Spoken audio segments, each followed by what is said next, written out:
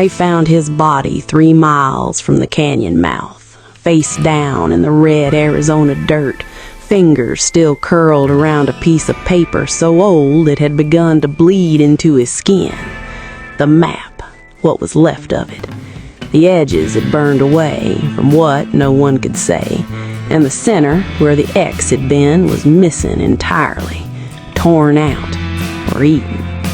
The sheriff who found him said the man had been running hard from something behind him, something that never left a single track in the dust.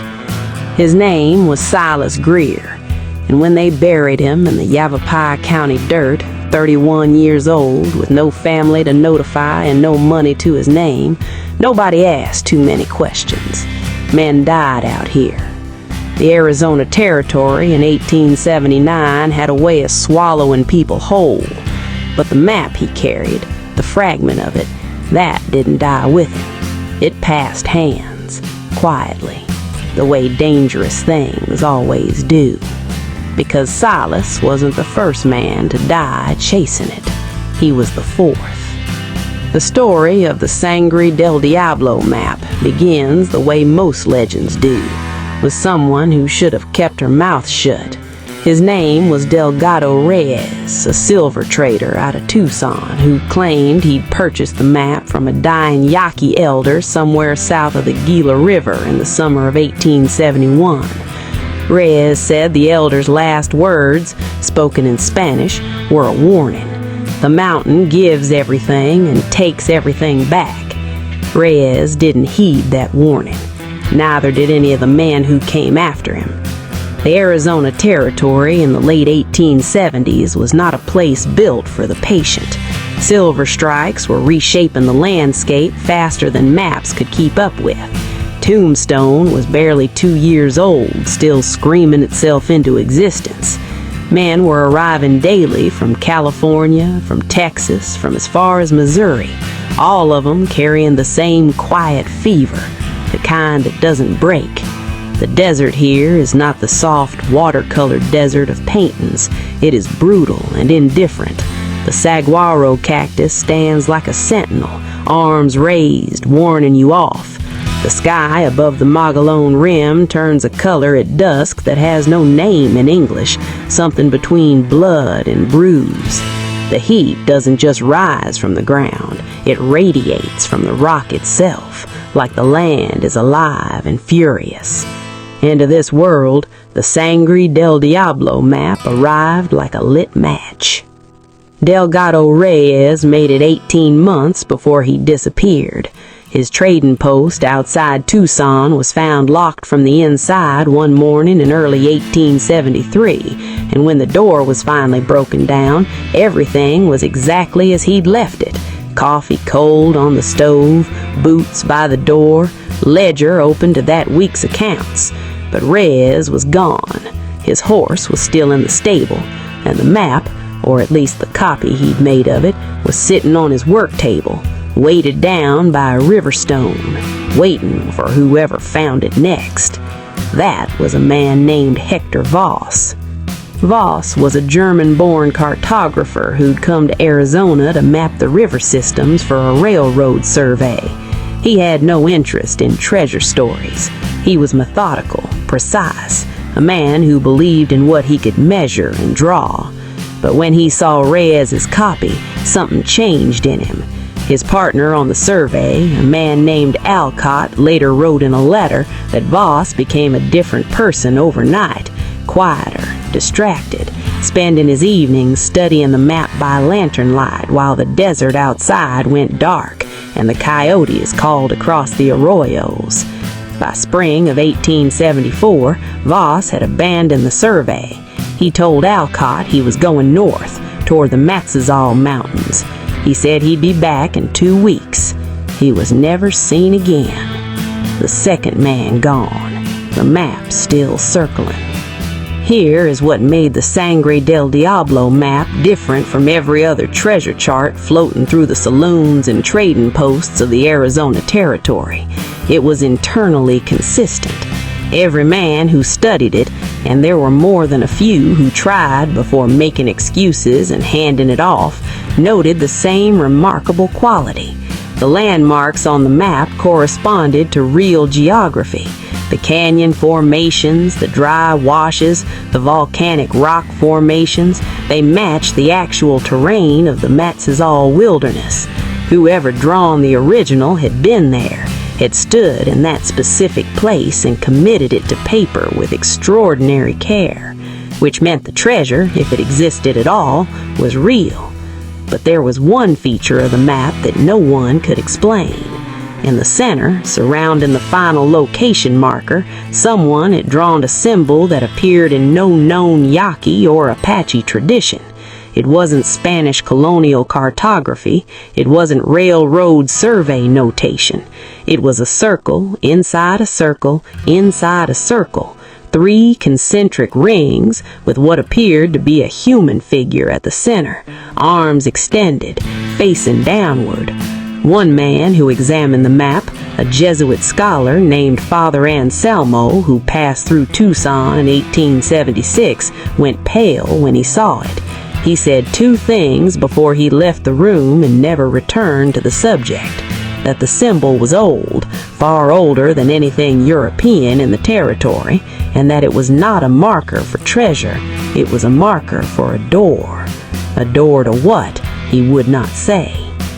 By 1877, the map had passed through 7 documented sets of hands.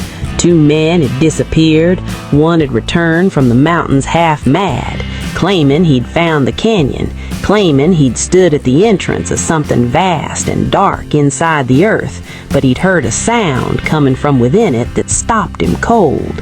He said it was like breathing, like the mountain itself was alive. He refused to say more.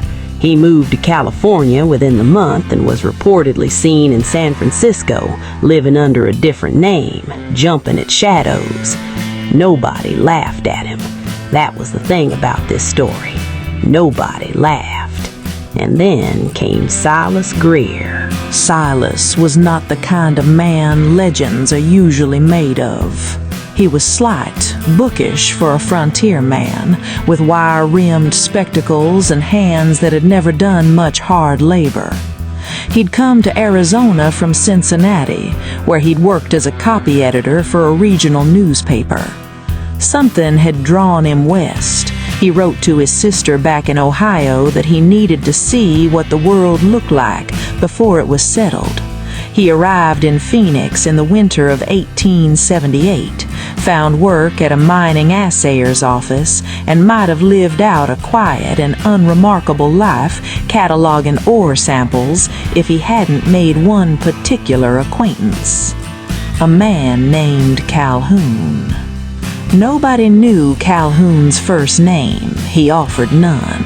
He was tall and weathered, somewhere between 50 and ancient, with eyes the pale gray of a winter sky, and a stillness about him that made people uneasy in crowds.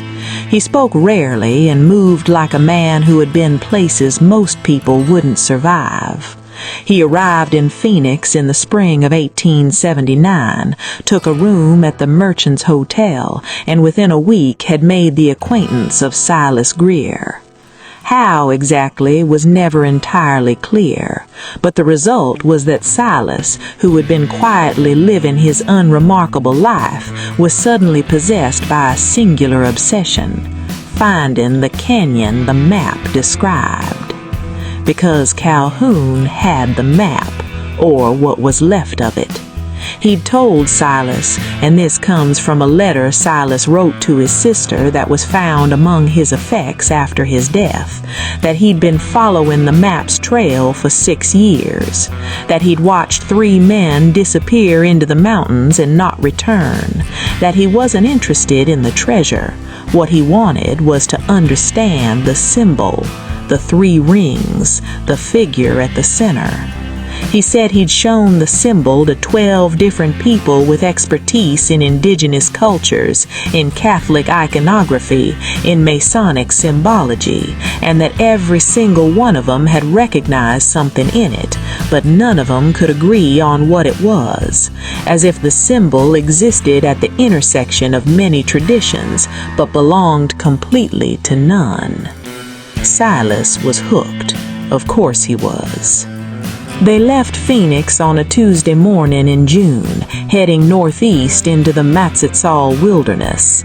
The plan was to reach the canyon system Greer had identified from the map's landmarks within 4 days, spend 2 days surveying, and return before the summer heat made the travel impossible.